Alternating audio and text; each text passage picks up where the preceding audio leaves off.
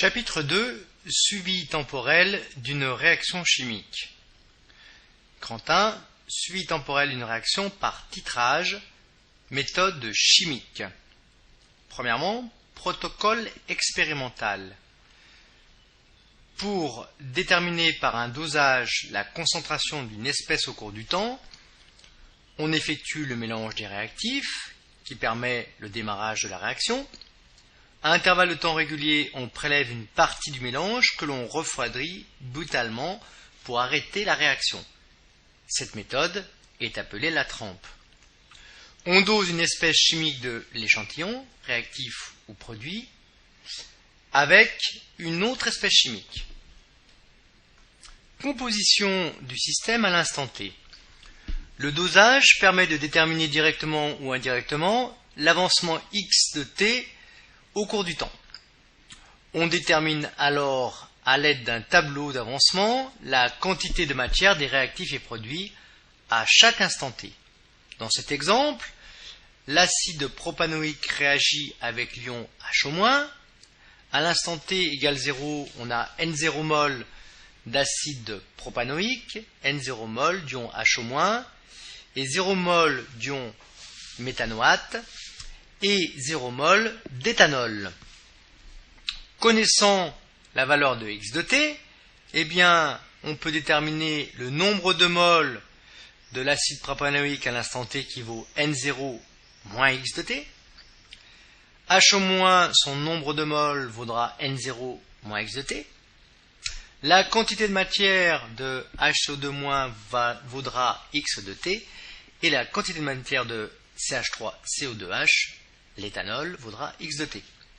À l'état final, en déterminant la valeur de X max, eh bien, on connaîtra le nombre de moles final d'acide propanoïque, N0 moins X max.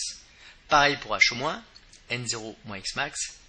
X max mol d'ion HCO2- méthanoate auront été produits et X max mol d'éthanol auront été également produits par cette réaction. Observons un exemple de trempe avec cette animation. À T égale 0, les réactifs A et B sont à 22,5 degrés Celsius.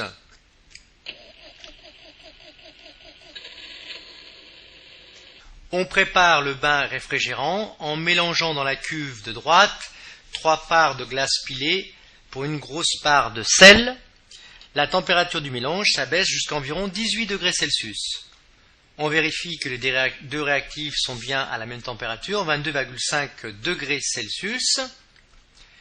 Et ensuite, eh bien, on va mélanger les deux réactifs. Ce mélange sera versé ensuite dans 5 tubes à essai qui seront bouchés.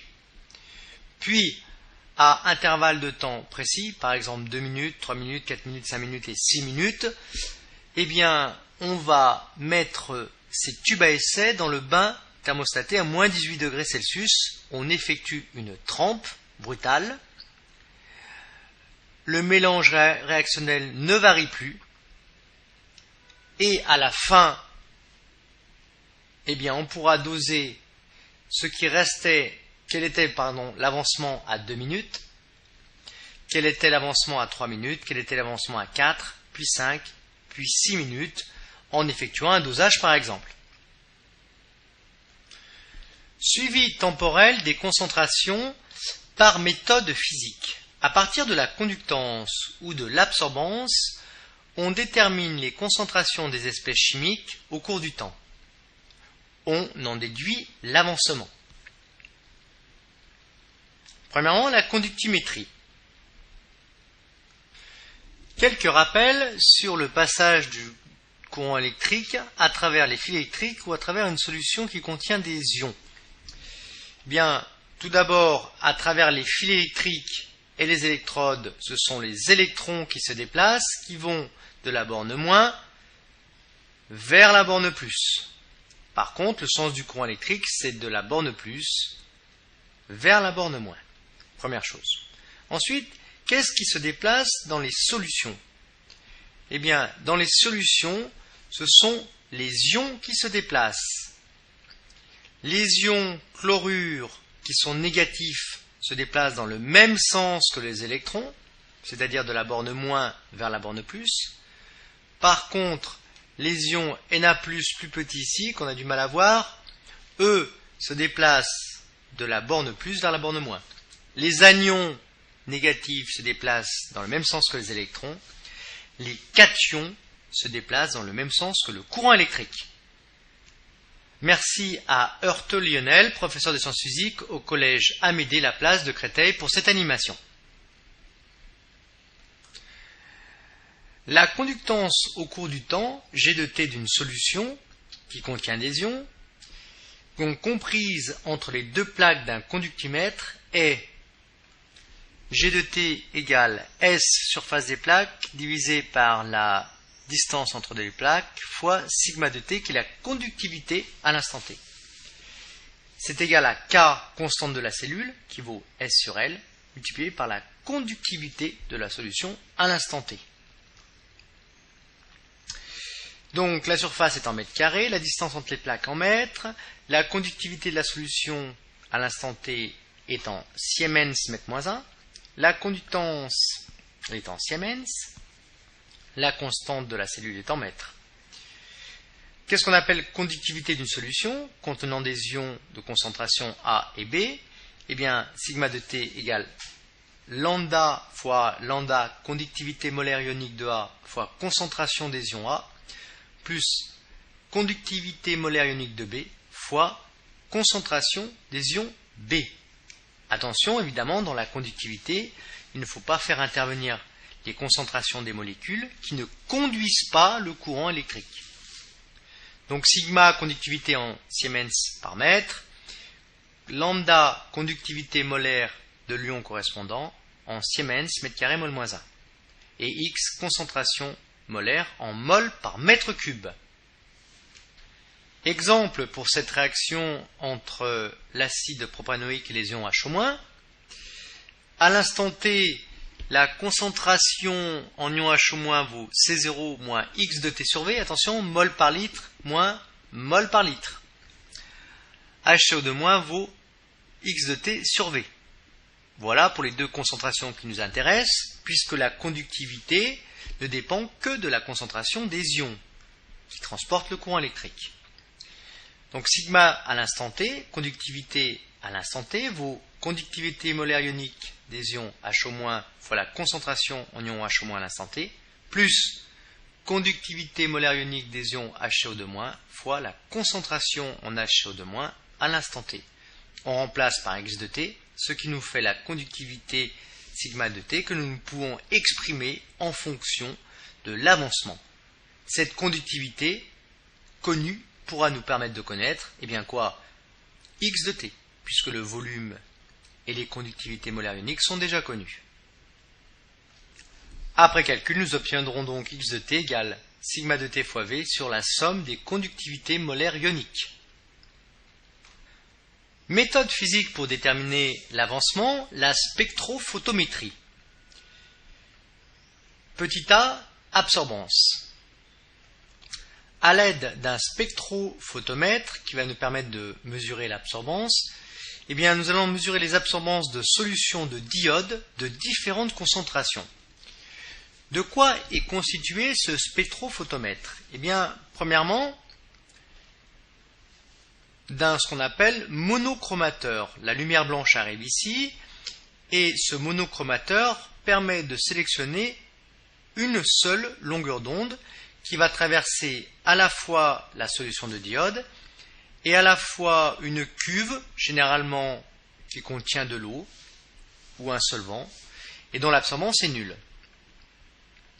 Alors comment est-ce qu'on doit choisir la longueur d'onde traversant la solution de diode? Eh bien, il faut choisir cette longueur d'onde de manière à ce que l'absorbance soit la plus grande possible. Donc je fais varier la longueur d'onde et j'observe que vaut l'absorbance avec au départ une concentration qui est égale à C0. Nous voyons que l'absorbance est maximale pour une longueur d'onde égale à 470 nanomètres. Ensuite, nous allons observer quelle est la valeur de l'absorbance en fonction de la concentration de solution de diode. Eh bien, pour une solution de concentration C0, l'absorbance est 2. Si on divise la concentration par 2, l'absorbance est divisée par 2. Si on la divise par 5, l'absorbance est divisée par 5. Et si on la divise par 10, eh bien l'absorbance est divisée par 10. Par conséquent, l'absorbance pour une longueur d'onde lambda donnée est proportionnelle à la concentration de la solution. À noter que la solution étant de couleur jaune, eh bien, elle absorbe très peu les radiations jaunes, mais par contre beaucoup les bleus. Observons. Violet, pour les violets, eh bien, l'absorbance est importante. Pour les bleus, l'absorbance est importante également. Le vert est un petit peu moins absorbé. Et puis, quand on va vers le jaune, eh bien, l'absorbance diminue énormément, de même que le orange et le rouge. Absorbance. Une radiation lumineuse monochromatique d'une seule couleur, donc, de longueur d'onde lambda, traverse une cuve contenant une solution colorée par une espèce chimique. Une partie du rayonnement est absorbée. L'absorbance pour cette longueur d'onde est notée à lambda. L'absorbance est une grandeur sans dimension. C'est une grandeur additive également. Loi de Beer-Lambert. L'absorbance d'une solution est donnée par la relation A lambda égale epsilon de lambda fois petit l fois c. Donc, A de lambda égale K fois C, généralement, qui nous indique bien que l'absorbance pour une longueur d'onde lambda donnée est proportionnelle à la concentration de l'espèce colorée. C'est la loi de Beer-Lambert. Epsilon de lambda, c'est le coefficient d'absorption molaire qui dépend de la nature de l'espèce dissoute, de la température et de la longueur d'onde. L'unité mètre moins 1 mol moins 1 litre. Grand L, c'est la longueur de la solution traversée en mètres, plutôt largeur de solution traversée, et puis la concentration est en mol par litre.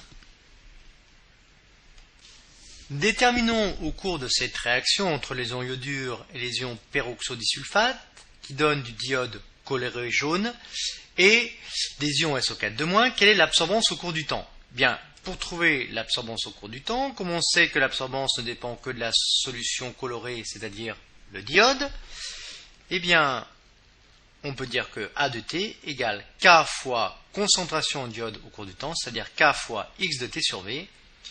X de T sur V, eh bien, c'est trouvé directement où, à quel endroit, dans le tableau d'avancement. Que vaudrait l'avancement maximal? Eh bien, c'est K fois X max sur V.